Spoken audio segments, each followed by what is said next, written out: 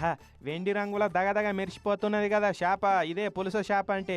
దీన్ని పులుసు పెట్టుకొని తింటే ఉంటది నా సామిరంగా స్వర్గం పల్లెం అంచులనే ఉన్నట్టుంటది. తిన్నోళ్ళు రుచి గురించి అడగొద్దు అంటారు, తిననోళ్ళు తినేతందుకు నాలుకను లబలబలాడిస్తుంటారు.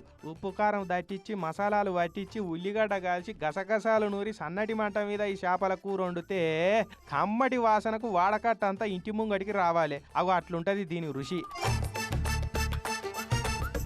యానంకాడ చేపలు పట్టబోయిన మత్స్యకారులకు తొలిసూరి పులుస దొరికిందట.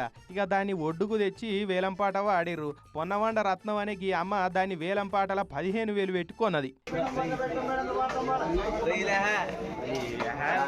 ఇక అటెంక అంగట్లో పోయి 3,000 లాభం చూసుకొని 18,000కు అమ్మిందట ఓ ఆసామికి. మళ్ళా వజన్ కూడా ఏమంత లేదు, పావు తక్కువ 2 కిలోల దాకా ఉండేటట్టు ఉన్నది. దానికే 18,000 పెట్టి కొన్నారంటే పులుస షాప్ అంటే గోదావరాలకు ఎంత గోల్డెన్ పీసో చూడురి.